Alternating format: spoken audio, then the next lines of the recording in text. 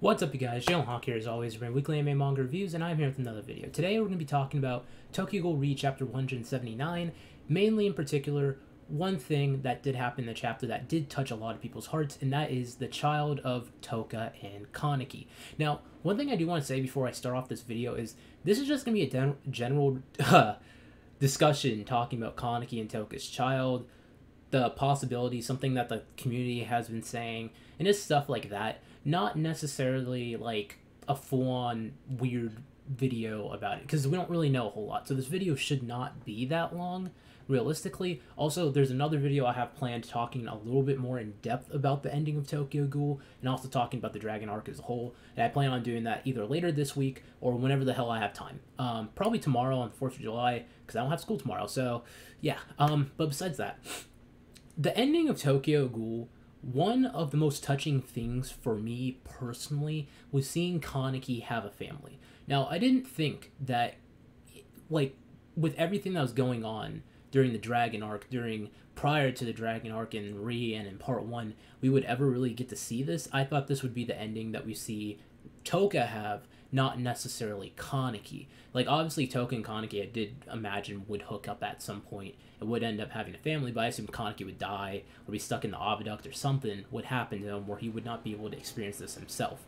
And seeing Kaneki actually be genuinely happy and showcase that this is kind of like the happiest he's ever been in his entire life, and he's living kind of the ending and the life that he really does deserve. It's really nice to see the fact that he's happy with his daughter, the fact that Touka is pregnant once again from what it looks like, and he has a beautiful wife, a beautiful daughter, and a future child on the way, whether it's a boy or girl, whatever, we're probably never going to know. It's just very nice to see and very touching to see. Now, unfortunately, though, regarding Kaneki's daughter in particular, we didn't get a name for the girl, so for the sake of this video, I'm just going to call her Pleasure Kaneki, because that's the name that Tsukiyama gave her prior to her even being born, and it's kind of a meme in the Tokyo Ghoul community as of right now. And since we don't have an official name, and we might end up getting that in the 2 chapters that will be dropped once the volume is released, once the official volume is going to be released, I'm hoping that we either get the child's name or we get to find out what happened to Eto. One of those two would be very nice, but for the sake of this video, I'm just going to call it Pleasure Kaneki to make it a lot more simpler. So, Pleasure, right? In this chapter, she's by far one of the most adorable looking, like, childlike characters we have seen in, like, that I've seen in manga in a very long time. In particular within Tokyo Ghoul, because, like, let's be real, most of the kids in TG, like, look very cute. They're very adorable to look at. Like, we've seen everyone as a kid at some point. We saw Kaneki, we saw Hide, Touka, Ayato. Well, okay, not everybody, but a pretty decent selection of people. Pleasure Kaneki is so freaking cute. Seeing her with Yomo was really cool. Like, you know, she's on, like, Yomo's back, and then Yomo, like, has the freaking, like, bows and crap in his hair. And then, like, Ayato, Hinami, Ure, Banjo, and I believe Hide, like, all see Yomo, and then Yomo's just like, you guys got me at a bad time. And then they're just, like, laughing at him. That was just funny. But one thing I've seen, like, the fandom say regarding Pleasure is, like, oh, what exactly is Pleasure's, you know, personality gonna be, blah, blah, blah. So one thing I do want to say is, just because you're related to someone doesn't necessarily mean that you're going to have the same exact personality, or even a mixture of your parents' personality. You, like, for example, you might be born from 2 different parents that might be extroverts, and you might be an introvert. Like, just because you're related to someone doesn't mean that you're going to act that way. It's more based off of your surroundings, the way how you grow up, and the way how you're born. It's just like the way how your personality plays out. So for people saying that Pleasure is going to have one of, like, Kaneki's personalities, like, you know, white-haired or Reaper or yada yada yada, or even act like Touka, it's very unlikely. Now, I originally did say, like, on one of my Discord calls, that it is possible that maybe Pleasure might have a personality similar to the Kirishima line, because it seems like it's very, like, consistent, where they all act very similar, where, like, oh yeah, during a certain point in their life, they're very wild, like they act very wild, they're very, like, not bloodthirsty, but they have, like, a lot of bloodlust, I guess it might be a little bit better to, I guess, make it. And then once they get older, they mellow out. That's probably not going to be the case for Pleasure, just because of the fact that, look at the environment that she's growing up in. She has a very normal lifestyle in comparison to Ayato or Touka or Yomo did when they were growing up, or even Kaneki throughout the pretty big majority of his young early adult years had to experience. So she's probably not going to be like that. If you look at her within this chapter, she acts like an ordinary kid.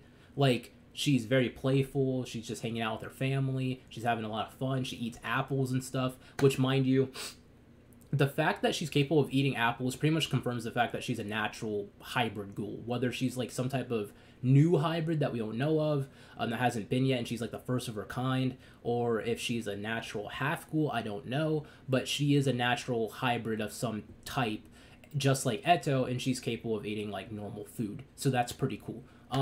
Another thing with her that I think is very cool is the fact that since she is living this lifestyle, she's most likely not going to be a fighter. Now, she probably will be able to learn how to protect herself, I'd imagine. She'd probably know the basics of how to, like, use her Cogne, how to defend herself, but she's not going to be a fighter like how Kaneki or Touka were, or anyone else of her family, like Ayato, Hinami, etc.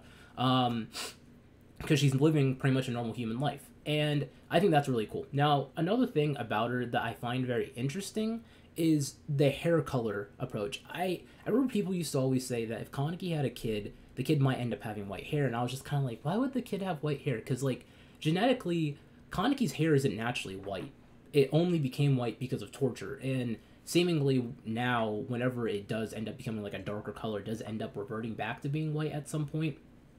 And then Touka's hair is naturally dark. Now, whatever the hell you want to consider Touka's hair color is kind of up to you, because Touka's hair color has been different in a lot of different mediums. In the light novels, they said that her hair is black. In the anime, it's like a dark blue color. There's a period of time that she dyed it light blue. In the manga volume 2 cover, it's like a dark purple. Like, whatever the hell you want to say Touka's hair is, regardless, naturally it's dark.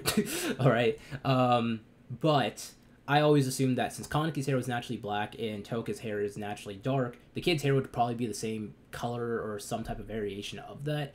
But that's not the case. She actually has salt and pepper hair, very similar to Heisei Sasuke. Now, I don't think Ishida would just give her this hair color just randomly for no apparent reason. I think that there's a little bit more to allude to regarding this, and it's very simple. Now, Heisei Sasuke, if you look at his mentality and the way how he perceived the world, besides the fact of that he was very depressed and also kind of like scared that he was going to lose himself, Heisei Sasuke in a lot of different ways kind of represents the very human side to Kaneki, and also the side of Kaneki at his most happiest, oddly enough.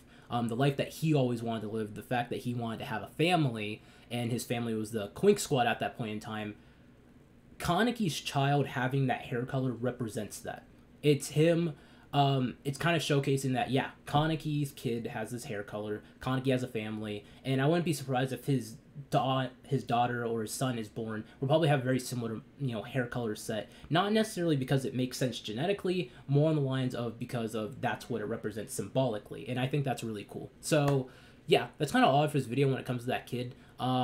If Pleasure did end up becoming a fighter, she would be very strong, because she's related to Kaneki and Touka. She might even be a hybrid, like, Chimera Ghoul, which would be pretty dope. But besides that, that's kind of all for this video. Thank you for watching. It's just a brief discussion that I wanted to have about Pleasure. And comment down below your thoughts. Did you like the fact that Kaneki had a daughter? Do you think he was going to have a son, etc.? All that stuff. And just let me hear your thoughts down below. Anyways, thank you for watching. Remember, comment, subscribe. As always, guys, I love you all. Jalen Hawk, signing out. Bye, guys.